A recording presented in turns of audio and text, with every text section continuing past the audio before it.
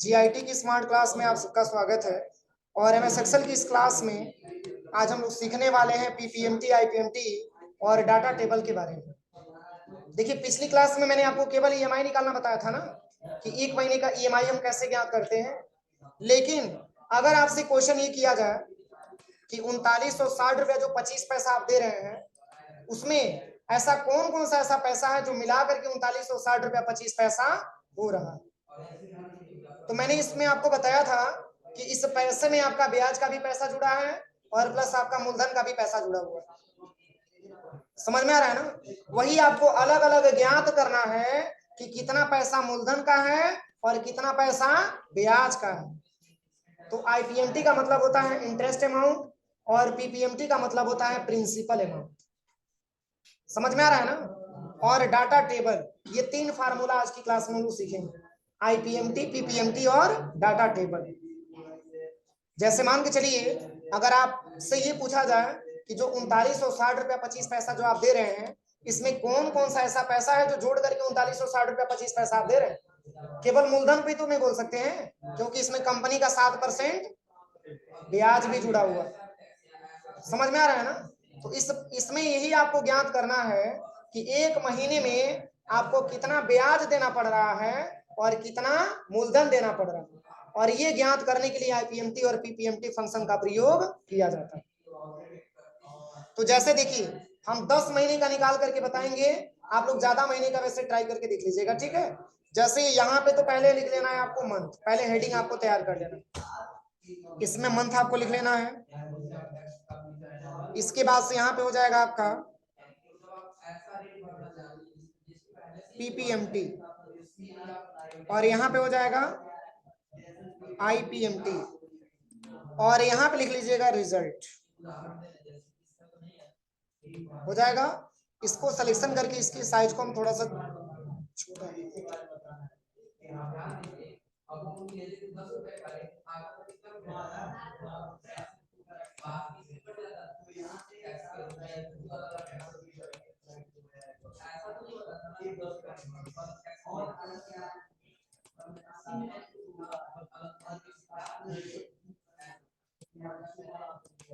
अब देखिए, इसमें मंथ आप सीरियल वाइज तरीके से लिख लीजिएगा।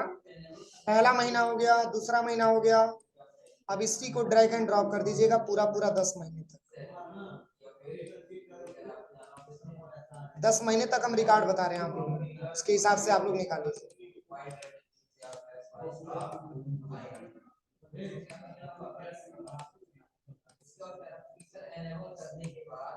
ऐसे क्वेश्चन पूछा जा सकता है ना कि पहले महीने में आपने कितना रुपया ब्याज दिया और कितना रुपया मूलधन दिया, दूसरे महीने में कितना रुपया ब्याज दिया और कितना रुपया मूलधन दिया। तो इस तरीके से मैंने कंटिन्यू कितने महीने का बनाया है, 10 महीने का बनाया है। बाकी आप लोग निकाल करके चेक करिएगा। तो देखिए, सबसे पहले यहाँ पे पीपीएमटी की बात हो रही है और पीपीएमटी का मतलब होता है प्रिंसिपल अमाउंट। इसको निकालने के लिए सबसे पहले इक्वल करिएगा। और एक चीज और, इसमें हम डेटा को फिक्स करना भी सीखेंगे। डेटा को कैसे फिक्स किया जाता है इसके बारे में भी हम सीखेंगे आज की क्लास में। तो देखिए, सबसे पहले इक्वल लिखेंगे और यहाँ पे लिखेंगे पीपीएमटी और ब्रैकेट ओपन करेंगे, ठीक है ना? अब चूंकि मैंने आपको बताया था, अभी लिखना नहीं है, अभी नहीं लिखना है, अभी सब लिखना है, अभी केवल समझना है। कल की क्लास में मैंने आपको बताया था कि जैसे जब हम फार्मूला लगाते हैं तो उसके नीचे हिंट करके दिखाता है आपको, मैंने बताया था ना। तो जैसे पूछ रहा है यहाँ पे सबसे पहले रेट, तो रेट में किसको सिलेक्शन करते थे, इंटरेस्ट रेट को, तो इसमें भी इंटरेस्ट रेट को ही सिलेक्शन करेंगे। एक मिनट रुक जाइए, थोड़ा सा स्पेस ले लें, स्पेस नहीं मिल पा रहा है। सबसे पहले इक्वल और यहाँ पे लिखेंगे पीपीएमटी, ब्रैकेट ओपन करेंगे। अब सबसे पहले इंटरेस्ट रेट को ही हम सिलेक्शन करेंगे 7% वाले। तो C12 आया है ना, तो C12 है क्या आपका, जहां C बराबर आप बता सकते हैं कॉलम है और 12 आपका रो है, और एक प्रकार का सेल है। कौन सा सेल है, तो इंटरेस्ट रेट वाला सेल। तो देखिए, अगर हम F4 जैसे ही बटन दबा करके F4 से वैल्यू फिक्स करेंगे तो C से पहले और C के बाद डॉलर का सिंबल लग जाता है। तो C बराबर है क्या, कॉलम, यानी कि कॉलम से पहले और कॉलम के बाद डॉलर डॉलर का सिंबल लग जाएगा।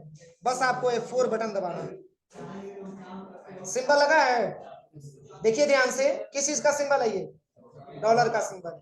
यानी कि सी, यानी कि कॉलम है तो कॉलम से पहले और कॉलम के बाद किसका सिंबल लगा है? डॉलर का सिंबल लगा है। समझ में आ रहा है ना? और ऐसे ही कॉपी में लिख भी लीजिएगा, क्योंकि ये 4 बटन फिक्स करने से बहुत ज्यादा चेंजिंग नहीं होता है। एक्सेल में किसी कॉलम से पहले और कॉलम के बाद डॉलर का सिंबल लग जाता है। बस यही आपको इफेक्ट, ये चूंकि ट्रिपल सी में पूछता भी। और पुनः नीचे कामा करेंगे। अब इसके बाद से क्या करते थे? डिवाइड करते थे 12 से ना। तो देखिए पहले तो इसमें मैंने आपको फिक्स करना बता दिया, लेकिन उसमें क्या होता था, बिना फिक्स किए ही 12 से डिवाइड कर देते थे। समझ में आ रहा है ना? लेकिन इसमें फिक्स करने के बाद तब जाकर के डिवाइड करेंगे कितना से? कितना से? 12 से। और पुनः नीचे कामा कर देंगे। अब इसके बाद से पूछ रहा है पर का मतलब होता है सिंगल मंथ। तो मतलब किस महीने का देखना है? पहले महीने का ना, तो 1 महीने को सिलेक्शन करेंगे और पुनः नीचे कामा करेंगे। इसके बाद से पूछ रहा है NPER, मतलब नंबर ऑफ पीरियड। अब किसने कितने महीने के हिसाब से देखना था? 60 महीने के हिसाब से ना, को हम सिलेक्शन करेंगे और इसको भी F4 से फिक्स करेंगे। पूरे मंथ को F4 से फिक्स करेंगे, सिंगल मंथ को F4 से फिक्स नहीं करेंगे। और पुनः नीचे कामा करेंगे। अब प्रेजेंट वैल्यू में क्या लेते थे? बोलिए, प्रेजेंट वैल्यू में क्या लेते थे? क्या लेते थे? लोन अमाउंट लेते थे, नहीं याद आ रहा है? लोन अमाउंट लेते थे। और टाइप में, अब देखिए लोन अमाउंट लेने के बाद इसको भी F4 से फिक्स करेंगे और पुनः नीचे कामा करके टाइप में 1 लिख लेंगे और ब्रैकेट क्लोज करके एंटर कर देंगे। कितने लोगों को नहीं समझ में आया? एक बार और समझिए, एक बार और बता दे रहे, एक बार और बता दे रहे, ध्यान से समझिए। सबसे पहले इक्वल करेंगे और यहाँ पे लिखेंगे PPMT और ब्रैकेट यहाँ से ओपन करेंगे। अब सबसे पहले सिलेक्शन करेंगे इंटरेस्ट रेट को और इसको भी F4 से फिक्स करेंगे और डिवाइड करेंगे 12 से, नीचे कामा करेंगे। अब इसके बाद से यहाँ पे सिंगल मंथ को सिलेक्शन करेंगे, नीचे कामा करेंगे, आल मंथ को सिलेक्शन करेंगे, इसको भी F4 से फिक्स करेंगे। आप इतना क्लियर करिएगा कि केवल सिंगल मंथ को फिक्स नहीं करना, पूरे मंथ को हमको फिक्स करना। और पुनः नीचे कामा करेंगे, इसके बाद से पुनः लोन अमाउंट को सिलेक्शन करेंगे और इसको भी F4 से फिक्स करेंगे और नीचे कामा करने के बाद टाइप में 1 लिख लेंगे, ब्रैकेट क्लोज करके एंटर कर देंगे। तो ये रिजल्ट हमारे पास आ गया। तो पहले में अमाउंट क्या है? 2793 रुपया। कितना रुपया है? 2793 रुपया 59 पैसा। ये इस पैसे में से क्या निकल करके आया? प्रिंसिपल अमाउंट, जो हमारा मूलधन का पैसा। अभी इसमें ब्याज का पैसा नहीं जुड़ा हुआ है, तो ब्याज का हम किस में निकालेंगे? IPMT में। अब देखिए इसको हम ड्रैग एंड ड्रॉप करते हैं। कुछ इंप्रूवमेंट आपको देखने को मिल रहा है? बोलिए, क्या इंप्रूवमेंट देखने को मिला? वैल्यू हमारा इंक्रीज हुआ है कि डिक्रीज हुआ है? क्या हुआ है? इंक्रीज हुआ है। जैसे देखिए फर्स्ट में 2793 रुपया 59 पैसा और सबसे लास्ट में 2943 रुपया 72 पैसा। क्योंकि देखिए जब हम अमाउंट के बिल्कुल नजदीक जाते हैं, जैसे मान के चलिए आप किसी से 10,000 रुपया उधार ले लिए, आप किसी से 10,000 रुपया उधार ले लिए और आप उसको रिटर्न करना चाहते हैं, तो एक बार आपने 2,000 रुपया दे दिया, फिर दूसरे बार आपने 2,000 रुपया दे दिया, फिर तीसरे बार आपने 2,000 रुपया दे दिया, तो कुल कितना पैसा आपने उसको दिया? 6,000 दिया। तो उसके पास क्या होता है? पैसा स्टोर होता है, पैसा इकट्ठा होता चला जाता है, उसके पास इंक्रीज होता है, लेकिन आपके पास क्या होता है? डिक्रीज होता चला जाता है। इसलिए अमाउंट के जितने नजदीक हम जाते हैं उतना ही हमको अमाउंट इंक्रीज होता हुआ दिखाई देता है। जैसे मान के चलिए कि पहले महीने में हमने, पहले महीने में केवल प्रिंसिपल अमाउंट मैंने दिया 2793 रुपया 59 पैसा और सेकंड महीने में 2809 रुपया 88 पैसा और तीसरे महीने में 2826 रुपया 27 पैसा। इस तरीके से अमाउंट के जितने नजदीक पहुंचेंगे तो आप ये केयर करेंगे कि लास्ट में अमाउंट आपको बढ़ता हुआ दिखाई दे रहा है। इसमें किसी को कोई प्रॉब्लम? अब चलिए IPMT वाला रिजल्ट बताते हैं। IPMT निकालने के लिए सेम फार्मूला है, बस P की जगह पे I रख देना। अब देखिए इंटरेस्ट, आप बताइए इंटरेस्ट आपको घटता हुआ दिखाई देगा कि बढ़ता हुआ? बोलिए, कम होगा कि ज्यादा होगा? कम होगा, क्योंकि देखिए एक एग्जांपल मैं आपको बताऊं। मान के चलिए कि आपने 1 लाख रुपया किसी से उधार ले लिया, ध्यान से समझिएगा। आपने 1 लाख रुपया किसी से उधार ले लिया, तो देखिए अब जो 1 लाख रुपए पे आप ब्याज देंगे उसमें से भी आपने 50,000 रुपया जमा कर दिया, तो शेष आपका 85,000 बचा ना। तो आप 50,000 पे जितना ब्याज देंगे, या सॉरी 1 लाख पे जितना ब्याज देंगे, क्या उतना ही ब्याज आप 50,000 पे भी देंगे? 50,000 पे आपका ब्याज क्या हो जाएगा? कम हो जाएगा। इसलिए अमाउंट के जितने हम नजदीक जाते हैं उतना ही ब्याज का पैसा हमारा कम होता चला जाता है। यही आईपीएमटी और पीपीएमटी में आपको समझना है। अगर इस तरीके से वैल्यू नहीं आता है तो आप ये समझिए कि आपका फार्मूला कहीं ना कहीं गलत है, आप उस चीज को सुधारिए, क्योंकि अमाउंट के जितने नजदीक जाएंगे उतना ही ब्याज आपका कम होता चला जाएगा। इसको निकालेंगे कैसे? देखिए, इसको निकालने के लिए सबसे पहले इक्वल करेंगे और यहाँ पे लिखेंगे आईपीएमटी। जो लोग लेट से आए ध्यान से समझ लीजिएगा, क्योंकि इसी के जैसा मैंने पीपीएमटी बताया। सबसे पहले इक्वल करेंगे और यहाँ पे अब क्या लिखेंगे? आईपीएमटी, और ब्रैकेट यहाँ से ओपन करेंगे। अब बताइए सबसे पहले किसको सिलेक्शन करेंगे? किसको? इंटरेस्ट रेट को। और इसके बाद हाँ, इसको F4 से हम फिक्स करेंगे, क्योंकि देखिए ईएमआई में मैंने आपको बताया था कि बगैर फिक्स किए हम क्या कर लेते थे? डिवाइड कर देते थे 12 से, लेकिन इसमें फिक्स करने के बाद तब जाकर के डिवाइड करना है। कितने से? 12 से डिवाइड करना है और पुनः नीचे कामा कर देना है। अब इसके बाद से क्या सिलेक्शन करेंगे? सिंगल मंथ यहाँ पे सिलेक्शन करेंगे ना। पर पूछ रहा है, पर का मतलब सिंगल मंथ, और पुनः नीचे कामा करेंगे। अब इसके बाद से एनपीआर का मतलब नंबर ऑफ पीरियड, मतलब पूरे मंथ को सिलेक्शन करेंगे और इसको भी F4 से फिक्स करेंगे और पुनः नीचे कामा कर देंगे। इसके बाद से क्या लेंगे? लोन अमाउंट, इसको भी F4 से फिक्स कर देंगे और पुनः नीचे कॉमा करेंगे। और टाइप में क्या लिए थे?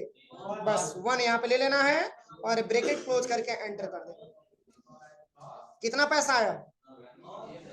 11,66 रुपया 67 पैसा एक महीने में आप ब्याज दे रहे हैं। यानी कि अगर आपसे कोई ये पूछे कि आप बताइए 3960 रुपया जो 25 पैसा आपने दिया है, इसमें पहले महीने में कितना मूलधन और कितना ब्याज दिया, तो क्या जवाब देंगे? मूलधन में आप बताएंगे कि 2793 रुपया 59 पैसा मैंने मूलधन दिया है और 1166 रुपया 67 पैसा मैंने ब्याज दिया है। अब कैसे पता चलेगा? तो इसको हम ड्रैग एंड ड्रॉप करते हैं। आप देखिए शुरू में 1166 है और लास्ट में क्या है? 1016। समझ में आया? तो ये अमाउंट के जितने नजदीक आप जाएंगे उतना ही आपका ब्याज का पैसा कम होता चला जाएगा। यही आपको समझना होता है। मैंने एक बहुत छोटा सा एग्जांपल आपको दिया है, पीछे बात मत करो मिस्टर, बात मत करो। अभी छोटा सा मैंने एग्जांपल आपको बताया है कि मान के चलिए कि आपने किसी से 1 लाख रुपया आपने उधार ले लिया, 1 लाख रुपया से आप ब्याज दे रहे हैं और अचानक आपने 50,000 रुपया ला करके जमा कर दिया, तो शेष कितना बचा? 50,000। तो जो 1 लाख रुपए पे ब्याज दे रहे थे वो सीधे घट करके आ जाएगा 50,000 रुपए पे। मतलब ब्याज ऑटोमेटिक आपका कम हो जाएगा, क्योंकि अमाउंट के जब आप नजदीक पहुंचेंगे तो ब्याज का पैसा आपका कम हो जाएगा। किसी को कोई दिक्कत? अब देखिए, अब कैसे पता चलेगा कि एक महीना में 3960 रुपया 25 पैसा आया है? तो इन दोनों को हम क्या कर लेंगे? जोड़ देंगे, तभी तो पता चलेगा भाई हमारा ब्याज कितना है और हमारा मूलधन कितना है। अगर दोनों जोड़ने के बाद अगर 3960 रुपया 25 पैसा पूरे सेल में आता है तब तो सही है, नहीं तो फार्मूला आपका कहीं ना कहीं गलत है, उसको सुधारिए। तो देखिए सबसे पहले तो ये वैल्यू डॉलर में आया है ना, इसको चेंज करने के लिए क्या करेंगे? सिलेक्शन करेंगे और यहाँ पे नंबर पे चले जाएंगे और यहाँ से हम ले लेंगे क्या? इसमें बस केवल नंबर ले लेंगे और नीचे से सेकंड वाली वैल्यू एक्सेप्ट करेंगे और यहाँ से ओके बटन पे प्रेस कर देंगे। अब चलिए यहाँ पे सबको जोड़ना है ना, तो सबसे पहले इक्वल करिएगा और यहाँ पे पीपीएमटी हो जाएगा और प्लस आईपीएमटी और एंटर कर दीजिए। सही है कि गलत है? अगर फर्स्ट में 3960 आया है तो 10 महीने तक क्या रिजल्ट आएगा? सबका वही आएगा। देखिए हाँ, सबका सेम वही आएगा। क्यों? क्योंकि ये अमाउंट आपका सेम आता है, लेकिन घटाव बढ़ाव किसमें होता है? पीपीएमटी और आईपीएमटी। किसी को कोई दिक्कत? अब चलिए एक और मैंने इसमें हेडिंग लिखा है डाटा टेबल। अब इसके बारे में हम बता देते हैं। जैसे ये तो रहा हमारा पीपीएमटी और आईपीएमटी। अगर कोई आपसे ये पूछे कि सर आपने इंस्टॉलमेंट बनाया है 60 महीने में, आपको 3960 रुपया 25 पैसा प्रत्येक महीने आपको पेमेंट देना। सर अगर हम 10 महीने का इंस्टॉलमेंट बनवाए हैं तो एक महीने का क्या रिस्पॉन्स आएगा? ऐसे क्वेश्चन आ सकता है ना कि सर हम 3960 रुपया नहीं देना चाहते, हमारे पास पैसे ज्यादा मात्रा में, इसलिए मात्र हम 20 ही महीने का बनवाना चाहते हैं, या मात्र हम 30 ही महीने का बनवाना चाहते हैं। अगर 30 महीने का बनवाया तो एक महीने का कितना अमाउंट आएगा, या 10 महीने का बनवाया तो एक महीने का कितना अमाउंट आएगा, या 50 महीने का बनवाया तो एक महीने का कितना अमाउंट आएगा। ऐसे जांच करेंगे ना, तो इसके लिए हमको डाटा टेबल निकालने की आवश्यकता होती है। देखिए डाटा टेबल बहुत इजी है, बस आपको करना क्या है, थोड़ा सा ध्यान से समझिएगा।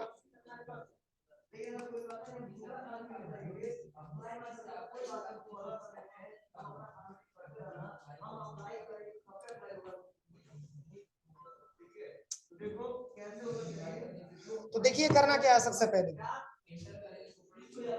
जैसे यहाँ पे अगर आपको डाटा टेबल निकालना हो तो ये भी निकलेगा किसके बेस पे, ईएमआई के बेस पे। तो सबसे पहले आपको करना क्या है, डाटा टेबल में यहाँ पे सबसे पहले आपको इक्वल लिख लेना। ध्यान से समझिएगा, क्या लिखना है, इक्वल। और ईएमआई को सिलेक्शन करके बस आपको एंटर बटन प्रेस कर देना। ये आपका ईएमआई आ जाएगा इस वाले सेल में। अब इस पूरे को सिलेक्शन करने के बाद इसमें आपको पूरे बॉर्डर को लगा लेना। अब इसकी साइज को हम थोड़ा सा इंक्रीज कर देते हैं। ये कैसे लाया मैंने, समझ में आया सबको? ये नहीं कि 3960 रुपया 25 पैसा वैसे लिख दीजिएगा, तब नहीं आ पाएगा। ये 3960 रुपया 25 पैसा इक्वल लिखिएगा और ईएमआई को सिलेक्शन करने के बाद बस आपको एंटर बटन प्रेस कर देना, तो ये 3960 रुपया 25 पैसा आ जाएगा। कोई दिक्कत? अब देखिए अब कितने महीने का आपको देखना है, तो यहाँ पे मैंने लिख लिया 10, 20 महीना, 30 महीना, 40, 50, 60 और 70 महीने। अगर 60 में अगर हम देखेंगे तो वैल्यू क्या आएगा, बोलिए? हाँ 3960 आएगा, समझ में आ गया। क्योंकि एक महीने का हमको देखना है। अगर एक महीने का रिजल्ट हमको पता चल जाएगा तो आसानी तरीके से, जैसे मान के चलिए कि 60 महीने में हम किस्त मैंने बनवाया है, तो एक महीने का हमको क्या पेमेंट देना है। 10 महीने का मैंने किस्त बनवाया है तो हमको क्या पेमेंट करना है एक महीने में। तो आप एक बात बताइए, एक छोटा सा क्वेश्चन आप सभी के लिए, अगर हम 60 महीने 3960 रुपया 25 पैसा महीना दे रहे हैं, तो क्या 10 महीने में ये पैसा हमारा बढ़ेगा कि घटेगा, बोलिए? क्योंकि मैंने कल आपको बताया था कि अगर मंथ कम होता है तो हमारा पैसा बढ़ जाता है, और पैसा कम होता है तो मंथ हमारा बढ़ जाता है। आप मान के चलिए किसी से आपने 10,000 रुपया उधार लिया, तो अगर आप 1,000 रुपया करके देंगे तो 10 महीने का टाइम लगेगा, और 10,000 एक ही बार में करके दे देंगे तो एक ही महीने में फाइनल हो जाएगा। समझ में आ रहा है ना? तो यही अमाउंट इसमें लिखा गया है कि अगर आप 10 महीने का इंस्टॉलमेंट बनवाएंगे तो पैसा आपका इंक्रीज होता है, मतलब ज्यादा पैसा आपको देना पड़ता है। और कंपनी से ब्याज लेना कोई नहीं चाहता है, सॉरी ब्याज देना कोई नहीं चाहता है। कंपनी लेना सब कोई चाहता है लेकिन देना कोई नहीं चाहता, क्योंकि सबको यही चाहता है कि ज्यादा अमाउंट बनवा करके उसको हम जल्दी से फिनिश करवा दें। तो देखिए इसमें करना क्या है, यहां तक हो जाएगा ना, यहां तक किसी को कोई प्रॉब्लम? अरे 10, 20, 30, 40, 50 ऐसे क्रम वाइज आप लिख लीजिएगा। और ईएमआई लिखने के लिए सबसे पहले इक्वल ईएमआई को सिलेक्शन करके एंटर कर लीजिएगा। अब आपको करना क्या है, देखिए पूरे टेबल को सिलेक्शन कर लीजिए। कौन से टेबल को, डाटा टेबल वाले को। सिलेक्शन करने के बाद अब चूंकि डाटा टेबल नाम से ही स्पष्ट है, तो ये मिलेगा किसमें, डाटा में ही मिलेगा ना। इसी में आइएगा डाटा में, और इसी में एक ऑप्शन आपको मिलेगा व्हाट इफ एनालिसिस, इसी पे क्लिक करिएगा। इसमें डाटा टेबल का ऑप्शन दे रहा है, इसी पे क्लिक करिए। क्लिक करते ही दो ऑप्शन इसमें आपके सामने आएगा, रो इनपुट सेल और कॉलम इनपुट सेल। दिख रहा है ना? केवल कॉलम इनपुट सेल को सिलेक्शन करिएगा और इसमें ये वाला मंथ आप ले लीजिएगा और बस ओके कर देना है आपको। नहीं समझ में आया? किसको किसको समझ में नहीं आया? अरे बाप रे बाप, इतना हाथ उठ रहा है। अच्छा चलो एक बार और बता दो। देखो आप लोगों को करना क्या है,